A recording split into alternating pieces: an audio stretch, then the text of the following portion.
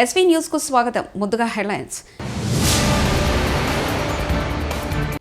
15 విమానాశ్రయ ప్రాజెక్టులు ప్రారంభించిన ప్రధాని మోదీ.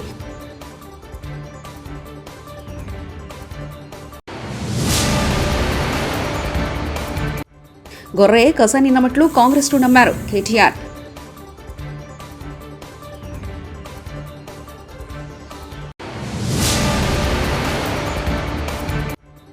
ఒరే పప్పు అంటూ లోకేష్ కు అనిల్ వార్నింగ్.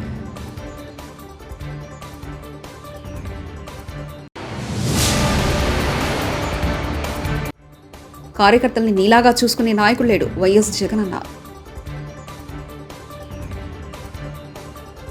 ప్రధానమంత్రి నరేంద్ర మోదీ ఆదివారం ఉత్తరప్రదేశ్లోని అజంగఢ్ జిల్లాలో మండూరి విమానాశ్రయ సమీపంలో 34,700 కోట్లతో 782 అభివృద్ధి కార్యక్రమాలకు ప్రారంభోత్సవం శంకుస్థాపన చేశారు. ఈ సందర్భంగా 12 కొత్త టెర్మినల్ భవనాలతో సహా 15 విమానాశ్రయ ప్రాజెక్టులను మోదీ ప్రారంభించారు. ప్రధాని మోదీ ప్రారంభించిన శంకుస్థాపన చేసిన ప్రాజెక్టులలో అజంగఢ్, శ్రావస్తి, మొహరాబాద్, చిత్రకూట్, అలీగఢ్ విమానాశ్రయాలు ఉన్నాయి. దీంతో పాటు చౌదరి చరణ్ సింగ్ అంతర్జాతీయ విమానాశ్రయం, లక్నో కొత్త టెర్మినల్ ప్రారంభోత్సవం కూడా కలవు. सबसे अच्छा प्रदर्शन करने वाला राज्यों में है. इसलिए मैं नहीं कह रहा हूं कि मैं उत्तर प्रदेश का सांसद हूं. आंकड़े बोल रहे हैं, हकीकत बता रही है कि आज उत्तर प्रदेश अग्रिम पंक्ति में आके खड़ा हो गया है. बीते वर्षों में डबल इंजन की सरकार ने उत्तर प्रदेश में लाखों करोड़ रुपए के विकास कार्य कराए हैं. इससे न सिर्फ यूपी का इंफ्रास्ट्रक्चर बदला है, बल्कि युवाओं के लिए लाखों नए अवसर बने हैं. आज यूपी की पहचान रिकॉर्ड मात्रा में आ रहे निवेश से हो रही है. आज यूपी की पहचान ग्राउंड ब्रेकिंग सेरेमनी से हो रही है. आज यूपी की पहचान एक्सप्रेसवे के नेटवर्क और हाईवे से हो रही है. यूपी की चर्चा अब बेहतरीन कानून व्यवस्था को लेकर हो जाती है. अयोध्या में भव्य राम मंदिर का जो सदियों पुराना इंतजार था वो भी पूरा हो गया है. अयोध्या, बनारस, मथुरा और कुशीनगर के विकास. మంచి ప్రభుత్వాన్ని ఓడించి తప్పు చేశామని ప్రజలు అంటున్నారని బీఆర్ఎస్ నేత కేటీఆర్ చెప్పారు. కామారెడ్డిలో పార్టీ కార్యకర్తల సమావేశంలో మాట్లాడుతూ అసంబద్ధమైన హామీలిచ్చి కామారెడ్డిలో కేసీఆర్ ను ఓడించారు. గొర్రె కసాయి నమ్మినట్లు ప్రజలు కాంగ్రెస్ కు అధికారం ఇచ్చారు. డిసెంబర్ 9న 2 లక్షల రుణమాఫీ చేస్తామన్నారు. చిత్తశుద్ధి ఉంటే వెంటనే చేయాలని మేడిగుడ్డలో కుంగిన 3 పిల్లర్లు బాగు చేయాలని అంటూ ప్రశ్నించారు. 14% అధిక వర్షపాతం పడ్డది తెలంగాణలో. మన దగ్గర వర్షాలు పడలేదనేది తప్పు మాట, పచ్చి దొంగ మాట. నడపరాక చాతగాక ఇలా పంటలకు నీళ్ళు ఇచ్చే అవకాశం ఉండగా ఇచ్చే ఇష్టం లేక ఇలా పంటలు ఎండుతున్నాయి తప్ప ఇది కాలం తెచ్చిన కరువు కాదు, ఇది కాంగ్రెస్ తెచ్చిన కరువు అనే మాట నేను మీకు విజ్ఞప్తి చేస్తా ఉన్నా. నేను ఉత్తగా చెప్తలేను, ఈ మాట ఏదో డైలాగ్ కోసం చెప్తలేను. నిజంగా ఇవాళ మీరు చూస్తున్నారు టీవీలో, యూట్యూబ్లో కాంగ్రెస్ వాళ్ళు అంటున్నారు కాళేశ్వరం కొట్టుకపోయింది, కేసీఆర్ మొత్తం పైసలు ఖరాబ్ చేసిండు, 1,00,000 కోట్లు ఖరాబ్ చేసిండు, తిన్నాడు అని దిక్కుమాలిన మాటలు మాట్లాడుతున్నారు. అసలు కాళేశ్వరం అంటే ఏందో కాంగ్రెస్ వానికి కాదెలదు, సున్నా తెలియదు, ఏం తెలియదు అంటే ఏది పడుతుంది నోటికి వచ్చినట్టు అర్రుడు, నోటికి వచ్చినట్టు మాట్లాడు. మొత్తం కొట్టుకపోయింది అంటాడు. మొత్తం కొట్టుకోపోలేదురా నాయన. కాళేశ్వరం అనే దానిలో 100 భాగాలు ఉన్నాయి. 100 భాగాలలో ఒక్క భాగం, ఒక్క ముక్క మేడిగడ్డ. ఆ మేడిగడ్డ కూడా ఏంటంటే 1.6 కిలోమీటర్లు, అంటే 1600 మీటర్ల పొడవైన బ్యారేజ్. అంటే దగ్గర మీ వీర్నపల్లి ఈ మూలకెళ్ళి ఆ మూల ఉంటుంది. 1600 మీటర్లు అంటే గంత పెద్ద బ్యారేజ్. ఆ 1600 మీటర్లల్లా 85 పిల్లర్లు ఉన్నాయి. 85 పిల్లర్లలో 2 పిల్లర్ల కాడ సమస్య వచ్చింది. దాన్ని పట్టుకొని మొత్తం కాళేశ్వరం కొట్టుకుపోయింది అంటాడు. జరిగింది ఏంటి అంటే 2 పిల్లర్ల సమస్య వచ్చింది. ఇప్పుడు నిజంగా బుద్ధున్న ముఖ్యమంత్రి అయితే ఏం చేయాలి? నేను ఉత్తగానే అంటలేను, ఇది కాలం తెచ్చిన కరువు కాదు, కాంగ్రెస్ వాడు తెచ్చిన కరువు అని ఎందుకంటున్నా అంటే, బుద్ధున్న ముఖ్యమంత్రి అయితే, రైతుల మీద ప్రేమున్న ముఖ్యమంత్రి అయితే ఏం చేయాలి? అధికారంలోకి వచ్చిన మర్నాడే ఈసారి వాతావరణ పరిస్థితి ఏంది, రైతుల బతికేంది అర్థం చేసుకోవాలి. అర్థం చేసుకుని ఏం చేయాలి? వెంటనే దానికి రిపేర్ చేయించాలి. నేను ఒక మాట మీకు చెప్తా, మీరు ఒక్కసారి మనసుకి ఎక్కించుకొని. నేను కరీంనగర్ పోయినప్పుడు నాతో ఒక రైతు అన్న, శ్రీనివాస్ రెడ్డి అని, ఆయన అన్నాడు నాతో, అన్న కేసీఆర్ ఉంటే ఏం చేస్తున్నానో తెలియదు కానీ మాకు మాత్రం మేదరమెట్ల సిద్ధం సభలో ఒరై పప్పు అంటూ టీడీపీ నేత లోకేష్ కు YCP MLA Anil Kumar Yadav warning ఇచ్చారు. సభలో ఓ చోట డ్రోన్ కెమెరా కనిపించడం ఇది టీడీపీ వాళ్ళు పంపించిందేనని అనిల్ వ్యాఖ్యానించారు. సభకు దూరంగా విజువల్స్ తీసుకుని జనాలు రాలేదని దుష్ప్రచారం చేసేందుకు యత్నిస్తున్నారని, పప్పు ఇక్కడికి వస్తే లక్షలాది మంది చేతిలో తుక్కు అవుతాడని మండిపడ్డారు. ఎక్కడో ఇంట్లో దాక్కోని ట్వీట్ పెట్టడం కదా, నువ్వు అమ్మకి పుట్టడం మగాడు అయితే రా, ఇక్కడ లక్షలాది మంది సాక్షిగా తొక్కుతాం బిడ్డ. ఇక్కడున్న ప్రతి ఒక్క వైఎస్ఆర్ కాంగ్రెస్ పార్టీ సైనికుడు దాంకోని ఎక్కడో చిన్నది డ్రోన్ పంపించడం కాదు బే, రా ఇక్కడికి. శబ్దంతో చచ్చిపోతావు. ఒక్కసారి ఇక్కడ ఉన్న వాళ్ళు అరిశారంటే శబ్దానికి చచ్చిపోతావు బిడ్డ.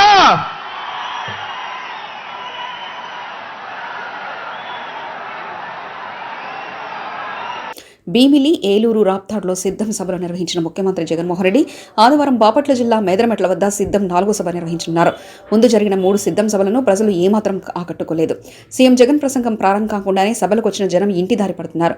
కాగా మేదరమెట్ల వద్ద 1,00,000 మందికి కూడా ఏర్పాటు చేయకుండా 15 లక్షల మంది వస్తారని వైసీపీ నేతలు ప్రచారం చేయడంపై విమర్శలు వ్యక్తమవుతున్నాయి.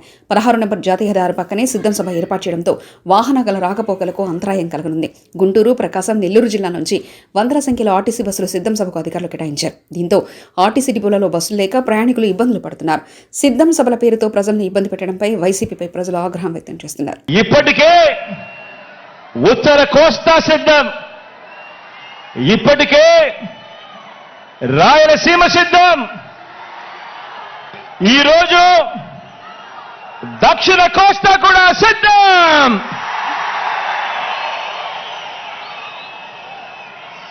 జరగబోయే ఎన్నికల కురుక్షేత్రంలో ధర్మ అధర్మాల మధ్య జరిగే ఈ యుద్ధంలో, విశ్వసనీయతకు వంచనకు మధ్య జరగబోయే ఈ యుద్ధంలో శ్రీకృష్ణుడి పాత్ర మీది, ప్రజలందరిది. అర్జునుడి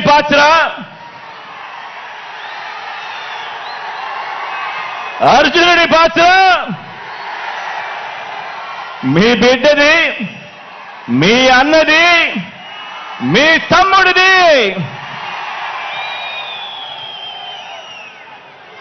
జమ్ము చెట్టు మీద ఇంతకాలం దాచిన ఓటు అనే అస్త్రాన్ని ఇంటింటి అభివృద్ధికి, రాష్ట్ర అభివృద్ధికి, పేద సామాజిక వర్గాల అభివృద్ధికి అడ్డుపడతా ఉన్న పెత్తందారుల మీద ప్రయోగించాల్సిన సమయం ఇక వచ్చేసింది అని కూడా ఈ సందర్భంగా తెలియజేస్తా ఉన్నాను.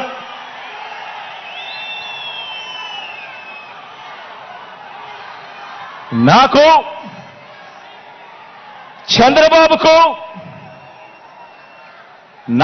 చంద్రబాబు గారికి ఉన్నట్టుగా 10 మంది నటించే పొలిటికల్ స్టార్లు నాకు లేరు. 10 మంది నటించే వాళ్ళు, 10 మంది నటించే పొలిటికల్ స్టార్లు నాకు స్టార్ క్యాంపెయినర్లుగా లేరు. నాకు చంద్రబాబు నాయుడు గారి మాదిరిగా ఓ ఈనాడు లేదు, ఓ ఆంధ్రజ్యోతి లేదు, ఒక టీవీ5 లేదు. అబద్ధాలకు రంగులు పూసే ఎల్లో మీడియా నాకు లేదు. రకరకాల పార్టీలతో పొత్తులు లేవు మీ బిడ్డకు.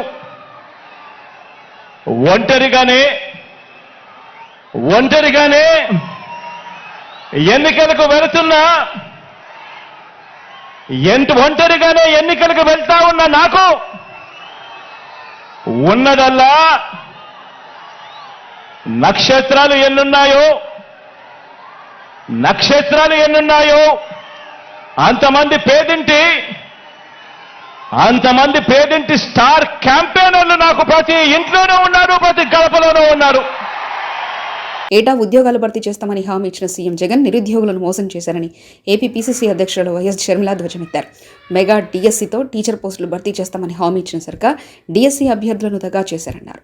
ప్రభుత్వ తీరుపై నిరసన వ్యక్తం చేసిన ప్రతిపక్షాలను వైకాపా అణచివేస్తూ నియంతృత్వ ధోరణి అవలంబిస్తుందన్నారు. సీఎం జగన్ సిద్ధం సభల పేరుతో కోట్లలో ప్రజల సొమ్ము వృధా చేస్తున్నారని మండిపడ్డారు. 30,000 ఉద్యోగాలను ప్రభుత్వ ఉద్యోగాలను భర్తీ చేస్తాము అని మాటిచ్చి మీ ఎన్నికల ప్రచారాల్లో మీరు మాటిచ్చి అధికారంలోకి వచ్చారు. 2,30,000 ఉద్యోగాలు ప్రభుత్వ శాఖల్లో ఖాళీగా ఉన్నాయి. మీరు అధికారంలోకి వచ్చిన తర్వాత మెగా డిఎస్సి వేసి అన్ని టీచర్ ఉద్యోగాలను భర్తీ చేస్తాము, 25,000 టీచర్ ఉద్యోగాలను భర్తీ చేస్తామన్న మీరు ఈరోజు ప్రభుత్వం ఏం చేస్తుంది అని జగన్మోహన్ రెడ్డి గారు రాష్ట్ర యువతకు సమాధానం చెప్పాల్సిన అవసరం ఉంది. 2,30,000 ఉద్యోగాలు ఆ రోజు ప్రభుత్వ శాఖల్లో ఖాళీగా ఉన్నాయి అన్నారు. ఏపీపీఎస్సీ ద్వారా వాటినన్నింటినీ భర్తీ చేస్తాము అన్నారు. మరి ఈరోజు ఎన్ని భర్తీ చేశారు? ఎన్ని భర్తీ చేయలేదు. కనీసం 10% కూడా భర్తీ చేయలేదు. కనీసం 2% కూడా భర్తీ చేయలేదు. మీకు కావాల్సిన వాళ్లకు, మీ కార్యకర్తలకు మీకు కావాల్సిన ఉద్యోగాలు ఇచ్చుకొని వాటిని పర్మనెంట్ చేస్తామని చెప్తున్నారు తప్పితే 2,30,000 ఉద్యోగాలు ప్రభుత్వ శాఖల్లో భర్తీ చేస్తాము ఖాళీగా ఉన్నాయని చెప్పిన మీరు ఎందుకు చేయలేదు అని అడుగుతున్నాం. ఈరోజు 23,000తో మెగా డిఎస్సి వేస్తారు అని 5 సంవత్సరాలుగా పిల్లలు ఈ రోజు వరకు ఎదురు చూస్తూనే ఉంటే ప్రభుత్వం ఈరోజు చేసింది ఏమిటి అంటే ఒక దగా డిఎస్సి 6,000 ఉద్యోగాలతో ఒక దగా డిఎస్సి విడుదల చేశారు. ఇది ఎక్కడి న్యాయం అని అడుగుతున్నాం. మీరు ఇంకా తెలివైన వాళ్ళు, మీ పొత్తులు కనిపించవు. ఎందుకంటే మీ అక్రమ పొత్తులు, మీ రహస్య పొత్తులు. జగనన్న గారు అయితే రహస్యంగానే పొత్తులు పెట్టుకుంటున్నారు. ఇన్ని సంవత్సరాలుగా బీజేపీ పార్టీని ఒక్క ప్రశ్న అడిగింది లేదు.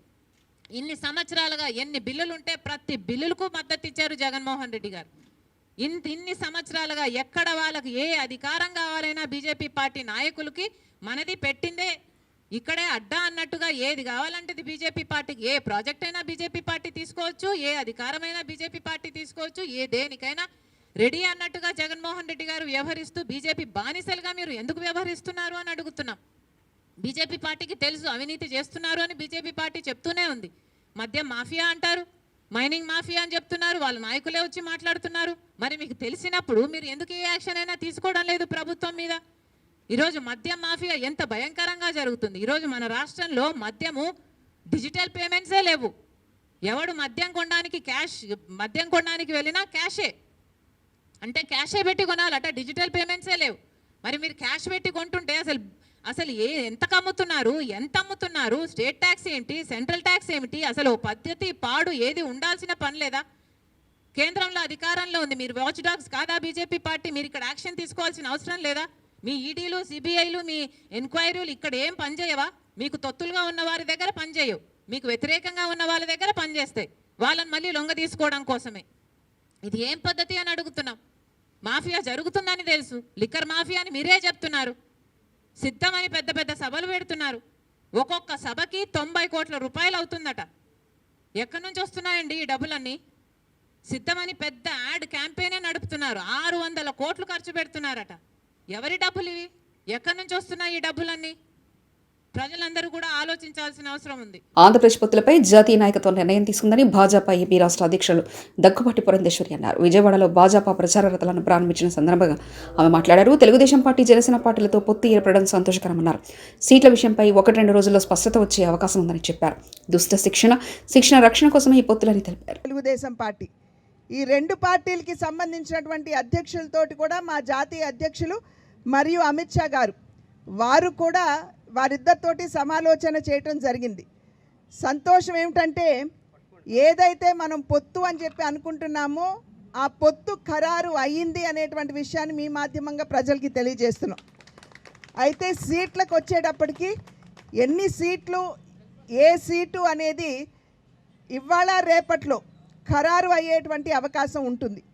కనుక రేపు సాయంత్రానికల్లా మీకు అన్ని విషయాల మీద, అంటే పొత్తు ఎలాగో ఉన్నది, ఏ సీటు ఎన్ని సీట్లు అనేటువంటి విషయం మీద మీకు రేపు సాయంత్రం ఎల్లుండి కల్లా మీకు తెలియజేసే అవకాశం ఉంటుందని చెప్పి మీ అందరికీ తెలియజేస్తున్నాను.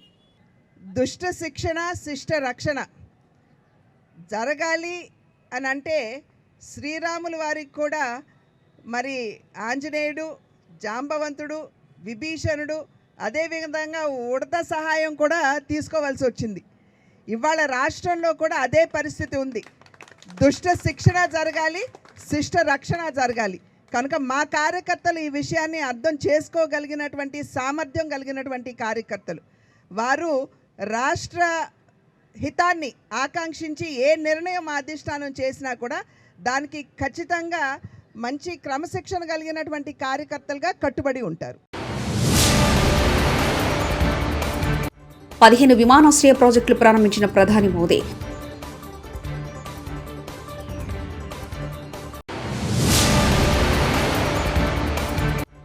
గొర్రె కసాని నమ్మట్లు కాంగ్రెస్ను నమ్మారు కేటీఆర్.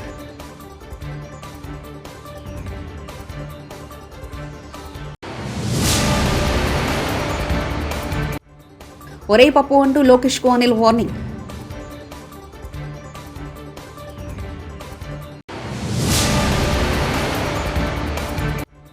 కార్యకర్తల్ని నీలాగా చూసుకునే నాయకుడు లేడు వైఎస్ జగన్ అన్న.